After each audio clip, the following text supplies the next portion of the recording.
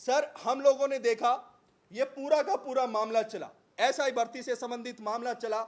सबसे पहले माननीय मुख्यमंत्री न्यायप्रिय भजनलाल जी जब से मुख्यमंत्री बने और उन्होंने शपथ ग्रहण करी, शपथ ग्रहण करने के कुछ ही दिनों बाद उन्होंने स्वतः संज्ञान लेते हुए अपने घोषणा पत्र के अनुसार एसआईटी का गठन किया। एसआईटी का गठन किया और पूर्ववर्ती सरकारों के जितने भी भ्रष्टाचार थे सभी भर्तियों की जांच की बात की गई। और उन्होंने एडीजे वीके सिंह साहब ने कहा है कि माननीय भजनलाल जी ने हमें फ्री हैंड दे दिया था, हमें तमाम संसाधन उपलब्ध कराए थे और पूरा उनका सपोर्ट था और यही वजह है कि हम इतने लोगों को पकड़ पाए।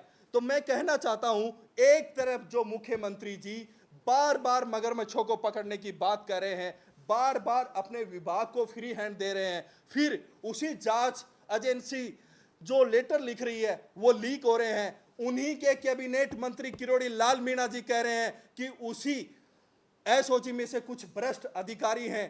तो एक मुख्यमंत्री जो न्यायप्रिय छवि का है, जो जांच करना चाहता है, लेकिन उन्हीं के टीम के साथी, उन्हीं के अधिकारी और उन्हीं की जांच एजेंसियां इस तरीके की चीजें कर रही हैं। तो हम बार बार देख रहे हैं एक अकेला आदमी कितना लड़ेगा इन चोरों से, जब वो साफ कह चुके हैं कि मगरमच्छों को पकड़ना है।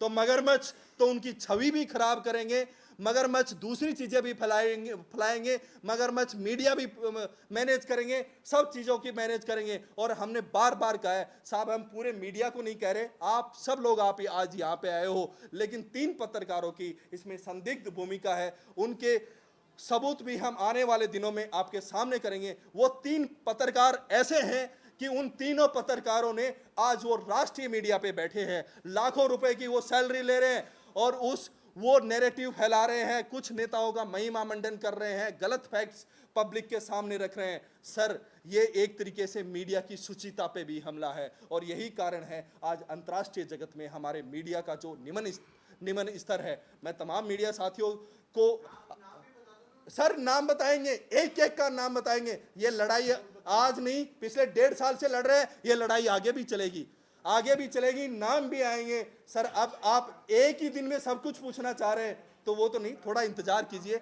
नाम भी आएंगे, आपके सामने नाम आएंगे कि किस तरीके से। बिल्कुल नाम बताएंगे, बिल्कुल नाम बताएंगे, आपके सामने आएंगे, सब लोगों के नाम बताएंगे। और एसओजी के वो जिन अधिकारियों का किरोड़ी लाल मीणा जी और हनुमान बेनीवाल जी कह रहे उनका भी नाम बताएंगे, सबका नाम बताएंगे हम लोग, लेकिन समय आने पे हम लोग बताएंगे। अब आप अपने सवाल जवाब ले सकते हैं, बाइट्स जो भी लेनी है ले सकते हैं।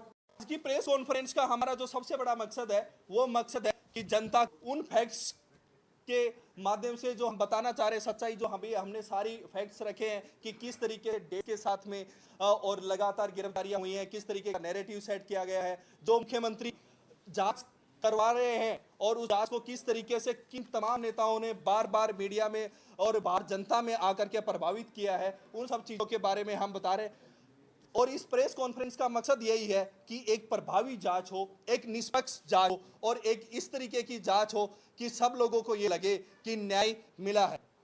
एक तरफ आप प्रदर्शन कर रहे हो राजस्थान में, दूसरी तरफ एसओजी एक के बाद एक आप में से ही निकाल कर एसआई को पकड़ रही है।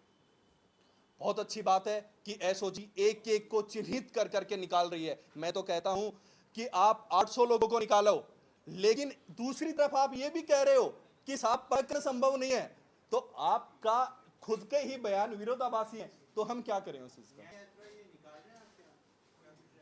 हाँ, आगे के कार्यक्रम की जो जानकारी है वो आपको दे दी जाएगी, अभी वो नहीं। कोर्ट में कल सुनवाई, कल कोर्ट में सुनवाई है और हमारे वकील उस पर पक्ष रखेंगे, वो कोर्ट में हम पूरी तरीके से लड़ेंगे। आप क्या चाह रहे हैं कि सरकार आपका पक्ष रखे कोर्ट के अंदर?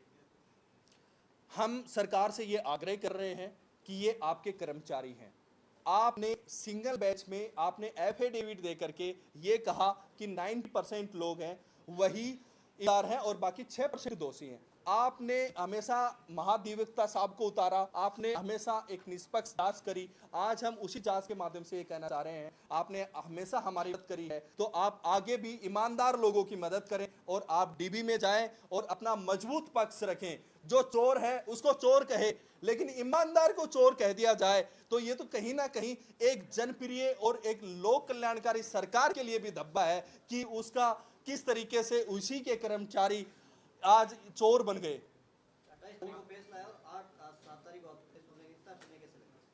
28 अगस्त को फैसला आया और 7 सितंबर तक हम लोग आज प्रेस कॉन्फ्रेंस करें। आपने देखा कि बीच में भी हमने तमाम आप सभी मीडिया साथियों को, हमारे परिजन, सब लोग अपनी बात रख रहे हैं। हम लोग इस जजमेंट का एनालिसिस कर रहे थे, इस जजमेंट पे हम पूरी कर रहे थे, क्योंकि न्यायपालिका सर्वोपरि है, उसके फैसले का सम्मान है, तो समय तो लगता है। अब उस चीज को अगर जल्दबाजी में करते हैं ऐसे, वो उचित नहीं है, किसी को नहीं करना चाहिए। आपका परिचय देखिए, नाम। मैं सत्येंद्र राव, एसआई, अभी भर्ती 2021 में जो चयनित हैं उनके परिजनों की तरफ से हूँ। मेरे परिवार से 2 सदस्यों का चयन हुआ है। मेरा छोटा भाई रविंदर राव, उसका चयन हुआ है, और उसकी वाइफ है अनीता चौधरी, उनका सिलेक्शन हुआ है। उनकी शादी भी इस भर्ती के आने के बाद ट्रेनिंग के दौरान हुई है।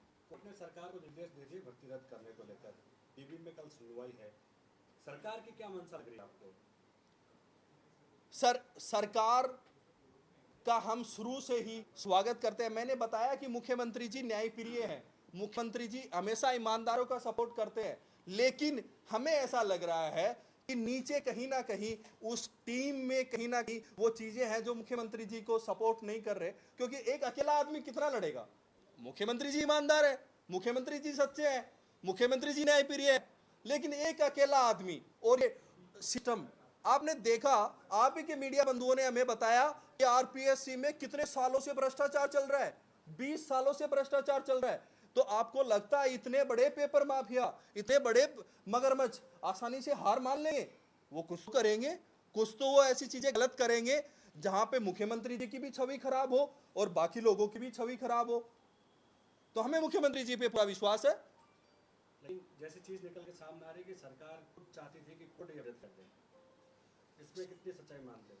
सर देखो, ऐसी चीज हमारे सामने नहीं आई। अब कुछ जो चीजें जो फ्लोट की गई हैं, आपने कह रहे हो कि सरकार खुद आ रही थी कि भर्ती रद्द करो, तो मैं वही तो कह रहा हूं कि ऐसे जो गलत तथ्य जो मीडिया में आए वो आ कैसे गए? ऐसी भ्रामक तथ्य कहां से आ रहे हैं? ऐसे भ्रामक तथ्य ये जो जिस तरीके से भर्ती रद्द की जो बात है वो उसी तरीके से भ्रामक है जैसे आप कह रहे हो 400 फर्जी है, 400 600 फर्जी है, 800 फर्जी है, 200 फर्जी है। तो ये सब भ्रामक तथ्य हैं कि सरकार ये चाह रही थी, सरकार वो चाह रही थी। सर दिक्कत इसी से है विशाल जी, आपने बहुत अच्छा सवाल किया। दिक्कत इसी से है, आज मीडिया इस नैरेटिव पे चलने लग गया। आज मीडिया सिर्फ और सिर्फ जो व्हाट्सएप फॉरवर्डिंग चल रही है उस पर खबरें बना देता है। आप खुद कह रहे हो कि ये खबर बन रही है कि सरकार भर्ती रद्द चाह रही थी। आप मुझे ये बता दो, सरकार का कोई आधिकारिक बयान है जिसमें कहा कि सरकार भर्ती रद्द करना चाहती थी? लगातार किरोड़ीलाल मीणा हनुमान बेनीवाल क्या कर रहे थे? धरना दे रहे थे और किरोड़ी का बयान भी है कि उसमें अधिकांश लोग जो फर्जी हैं उसको लेकर क्या कहेंगे आप?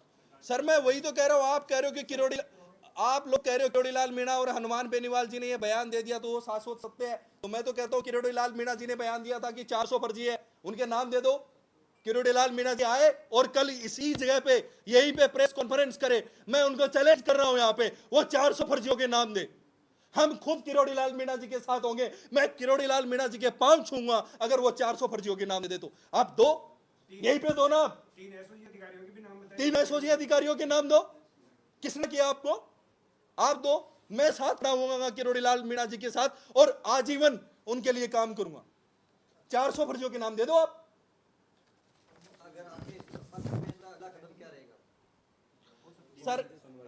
सर हम लोग संविधान में विश्वास करते हैं। बाबा साहेब भीमराव अंबेडकर का संविधान हमारे लिए सर्वोपरि है और संविधान में जो व्यवस्था बनाई गई है, जिस तरीके की जो व्यवस्था है, हम उसके अनुरूप कार्रवाई करेंगे।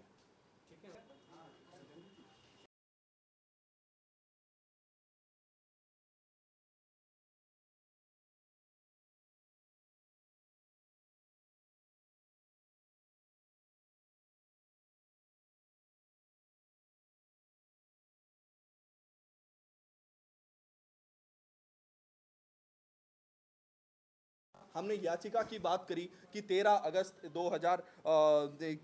अगस्त को याचिका लगी थी। हम ये भी जानते हैं वो याचिका पहले भी लगी थी। आप थोड़ा सा अगर इस भर्ती का देखोगे तो 13, 14, 15 सितंबर 2021 को ये पेपर होता है। उससे पहले जो फाइनल जो रिजल्ट आता है वो 11 अप्रैल 2022 को आता है और उसके बाद जो फाइनल जो फिजिकल रिजल्ट आता है 11 अप्रैल 2022, जो फाइनल जो रिजल्ट आता है वो 1 जून 2023 की उसमें डेट। लेकिन 1 जून 2023 फाइनल रिजल्ट आने से पहले, मैं फिर से दोहरा रहा हूं, फाइनल रिजल्ट आने से पहले याचिकाकर्ताओं ने 2 मई 2022 को याचिका लगाई थी और उस याचिका को वापस भी ले लिया। हालांकि उनके वकील का कहना है कि ये हमारा अधिकार है कि याचिका को हम कभी भी लगा सकते हैं, कभी भी विड्रॉ कर सकते हैं, लेकिन वो याचिका जो वापस ली गई थी, वो याचिका उसी दिन लगे जिस दिन एसओजी भर्ती की रद्द की अनुशंसा करती है। ये तो सवाल है साहब। आपने बोल दिया कि याचिका को लगाना और याचिका को विड्रॉ करना आपका अधिकार है, हम एग्री करते हैं, संविधान में लिखा हुआ, लेकिन उसी दिन आपका दूसरी याचिका लगाना, ये टाइमिंग का खेल तो है। तो ये तमाम चीज़ों पे हम लोगों ने अभी बात किया।